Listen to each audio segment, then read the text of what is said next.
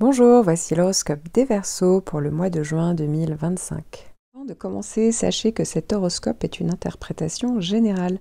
Pour une analyse précise et personnalisée basée sur votre thème astral, je propose des consultations individuelles.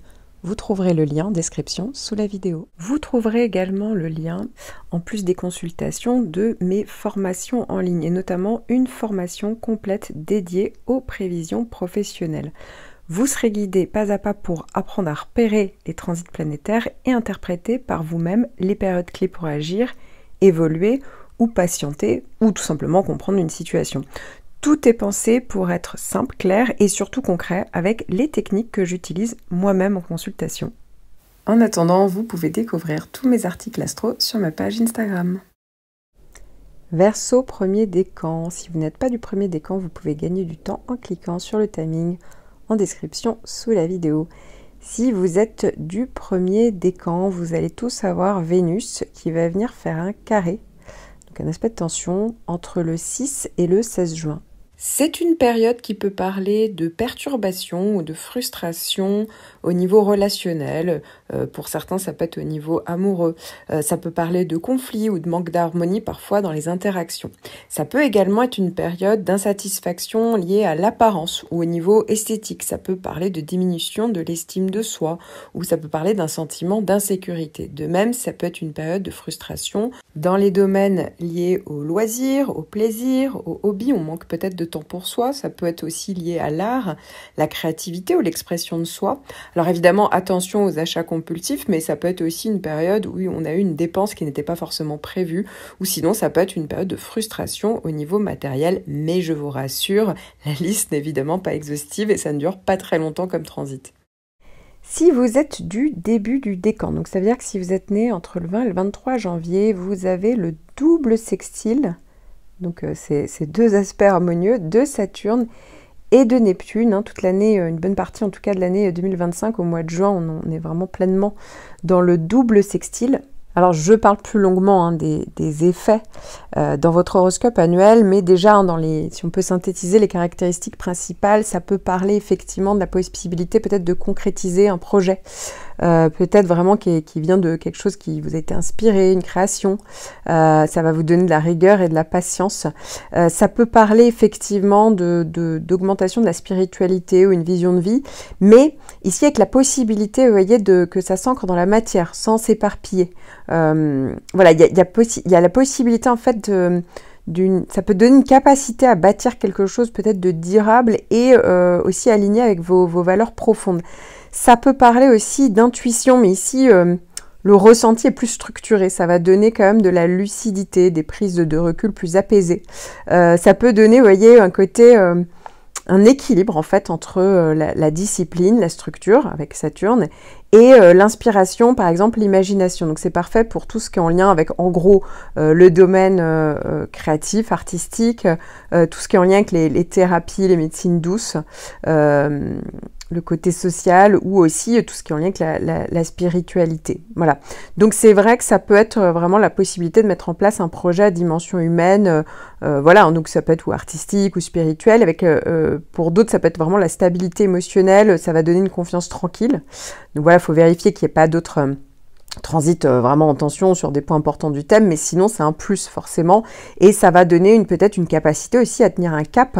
Voilà, un cap intérieur, malgré peut-être une incertitude extérieure. Vous voyez, il y a peut-être des situations qui ont l'air un petit peu bancales, mais vous savez où vous allez. Vous voyez, c'est ça en fait qui est intéressant dans cette combinaison.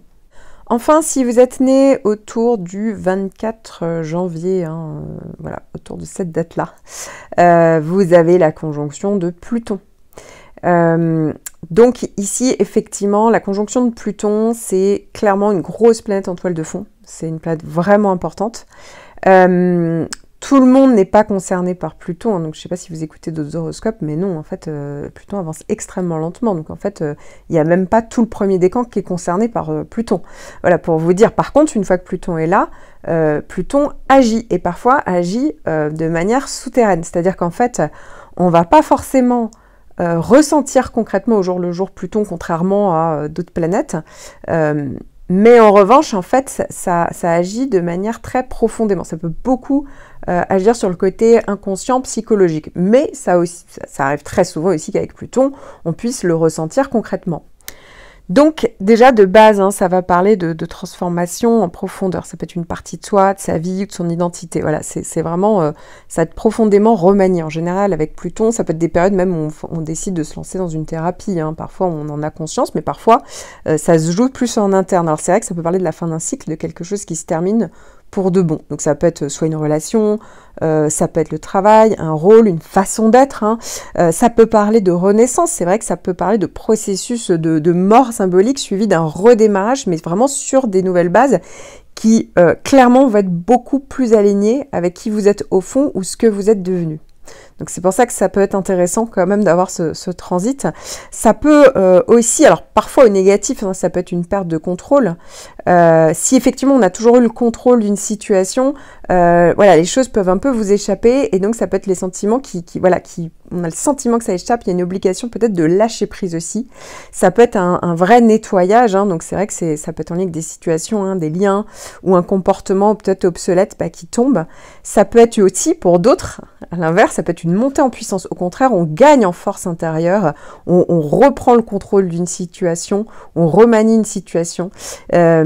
Mais souvent, ça peut être après, parfois ça peut être en lien, on peut avoir les deux, hein, il y a pu avoir peut-être des périodes de tension, de crise ou de dépouillement. Ça peut être parfois au négatif, on peut se retrouver dans des situations, alors soit il y a un lien toxique, voilà, peu importe, ça peut être pro, perso, ça peut être des luttes de pouvoir, de la manipulation, voilà, on peut avoir affaire à ça. Alors parfois ça vient de soi, mais sinon, on peut avoir affaire à ça et donc... ça oblige à être lucide, à prendre position et à changer les choses. Vous voyez ce que je veux dire? Finalement, une remise en question de pourquoi on se retrouve dans ce type de situation. Voilà, donc ça, faut aller un petit peu plus loin que juste les faits extérieurs.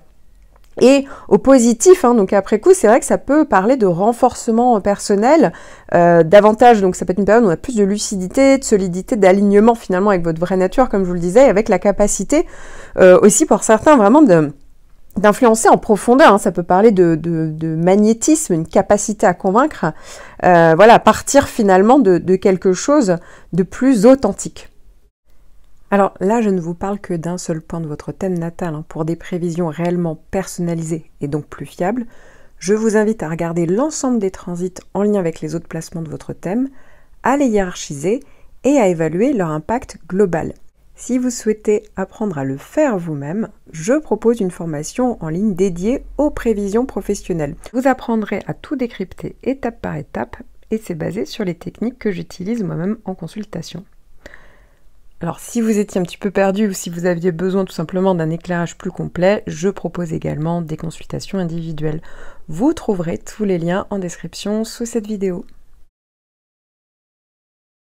Verseau, deuxième décan, vous allez tout savoir dès le début du mois, Mercure qui va venir faire un trigone avec votre signe et surtout votre décan entre le 1er et le 8 juin. La communication peut être favorisée, hein. Les échanges peuvent être plus fluides, plus efficaces.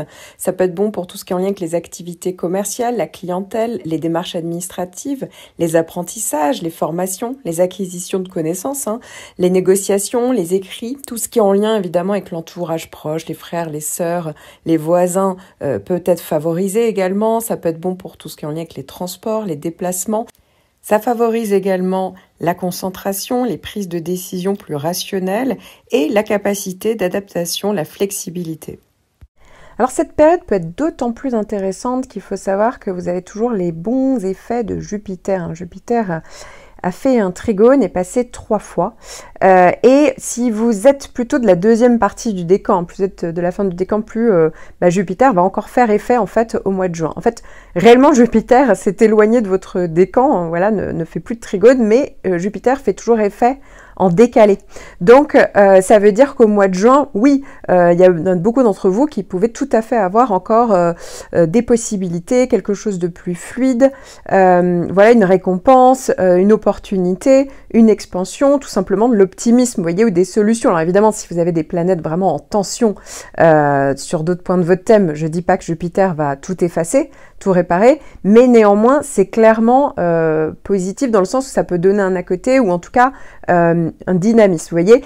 Et le fait d'avoir ce trigone de Mercure sur la première semaine, bah, évidemment, ça augmente l'effet positif dynamique que Mercure déjà va vous apporter. Alors, vous allez également tous avoir un carré de Vénus entre le 16 et le 25. C'est assez rapide dans la mesure où la plupart d'entre vous, vous avez encore les effets de Jupiter, ça va être quand même assez atténué. Bon, déjà, un carré de Vénus, c'est vraiment pas une planète méchante, ça passe très rapidement. Ça peut être une petite frustration passagère. Pour certains, ça va être au niveau sentimental affectif. Pour d'autres, ça peut être voilà, une dépense qu'on n'avait pas vu venir. Pour d'autres, ça peut être en lien avec le domaine... les loisirs, les plaisirs, ça peut être en lien sinon avec Vénus, ça peut être aussi tout ce qui est en lien avec le domaine créatif, artistique ou esthétique. Mais encore une fois, voilà, un carré de Vénus, s'il n'y a pas une grosse planète négative derrière, ça reste quand même très très limité. Et si en plus il y a encore les effets de Jupiter, bon, vous n'allez pas forcément trop vous en rendre compte, pour être honnête.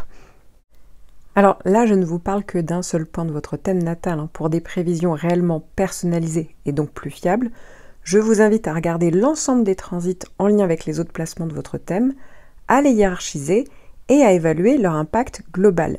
Si vous souhaitez apprendre à le faire vous-même, je propose une formation en ligne dédiée aux prévisions professionnelles. Vous apprendrez à tout décrypter étape par étape et c'est basé sur les techniques que j'utilise moi-même en consultation.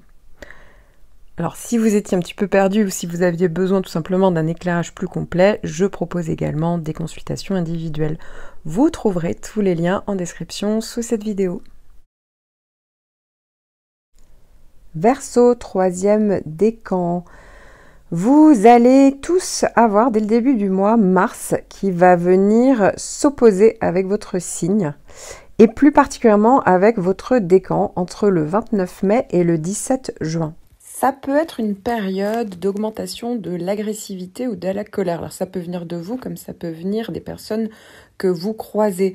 Le risque est plus important de conflits, donc de disputes. C'est vrai qu'on peut être plus impulsif et donc ça peut augmenter la prise de décision hâtive. Attention également évidemment aux tensions au niveau relationnel, aux conflits. Ça peut augmenter aussi le stress, l'anxiété. Ça peut parler d'une difficulté globale à canaliser l'énergie de manière constructive et ça peut être aussi une tendance pour d'autres à être plus dominant ou autoritaire. C'est vrai que ça peut être un besoin accru de contrôle, de pouvoir. Donc ça peut représenter une période de défi dans la gestion de la frustration, de la colère. Vous l'aurez compris, mieux vaut mettre de l'eau dans son vin puisque ça ne dure pas très longtemps. Alors je vous rassure, certes il y a une opposition de Mars, mais ça devrait être quand même pas mal adouci, ou en tout cas s'il y avait une problématique, il y a quand même une grosse capacité de rebond. Pourquoi? Parce que vous avez tous encore le trigone de Jupiter.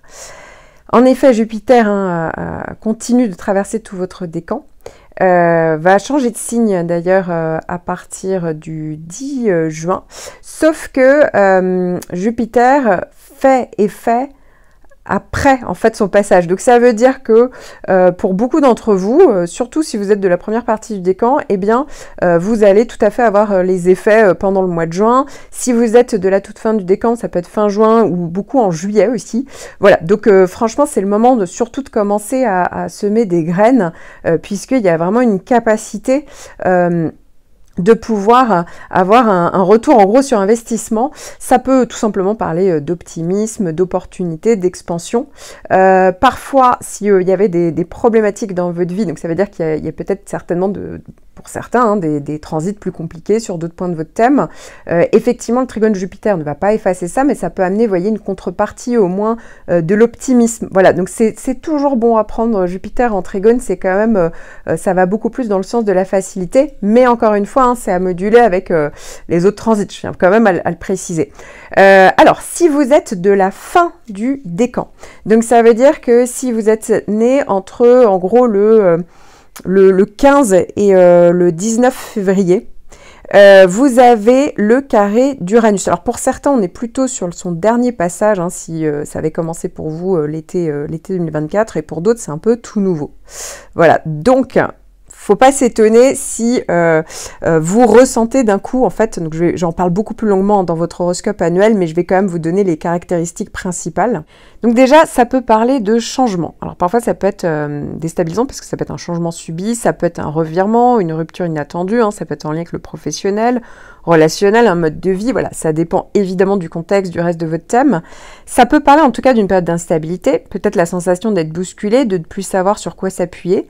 Ça peut aussi venir de vous, hein, très souvent d'ailleurs ça vient de soi, ça peut être vraiment un besoin urgent de liberté, de se libérer d'une situation, de rejet d'une contrainte qui est peut-être devenue trop lourde, avec l'envie de tout changer d'un coup. Voilà, et donc souvent les choses se précipitent en général dans la rapidité avec Uranus, donc il ne faut pas s'étonner de ça si d'un coup il y a des choses qui arrivent comme ça par...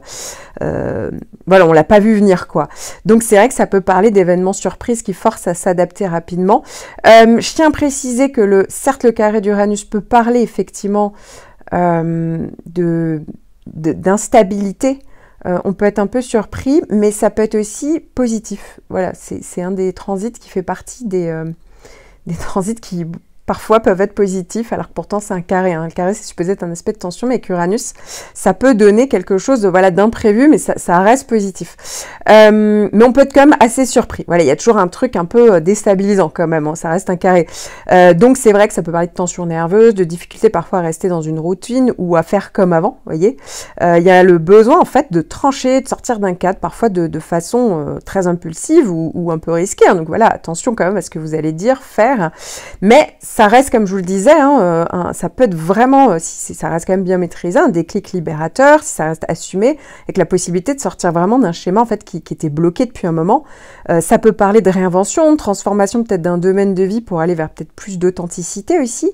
Ça peut parler aussi d'un rafraîchissement intérieur. Hein. Il y a peut-être une nouvelle façon de penser, de créer, d'agir, même si ça secoue, parce que ça augmente en fait votre créativité et ça...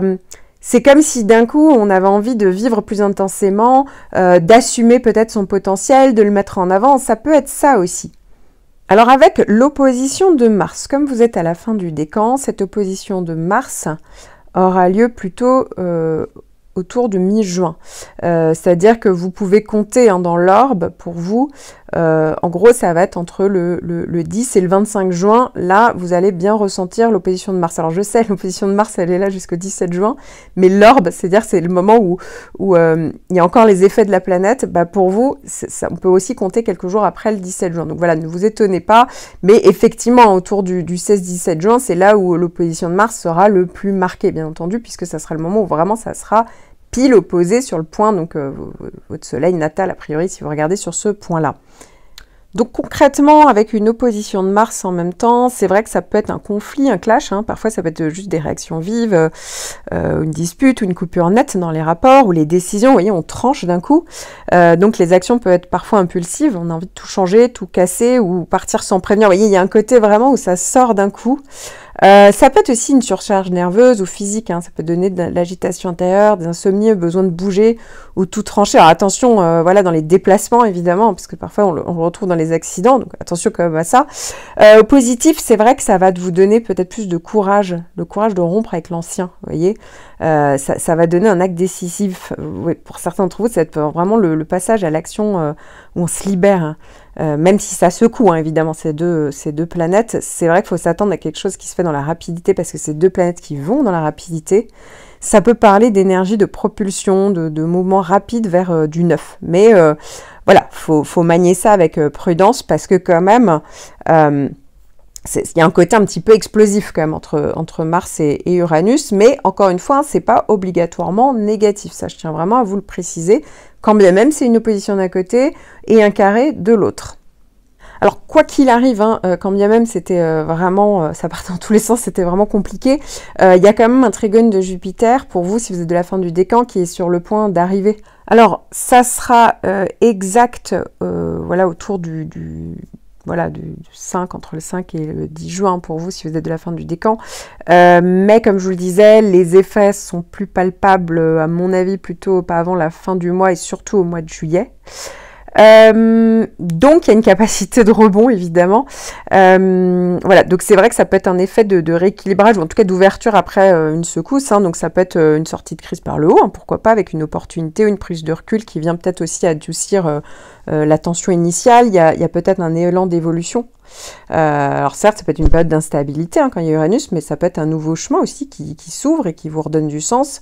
Ça peut être aussi une solution. Voilà, on a décidé qu'on allait vers un changement, on ne sait pas où aller, et voilà, là il y a quelque chose qui se présente, une opportunité, voilà, quelque chose ou une aide extérieure pour avancer. Et souvent, encore une fois, ça peut être vraiment une surprise ou quelque chose, voilà, qui sort de nulle part, hein. Il y a un côté toujours un petit peu surprenant avec Uranus.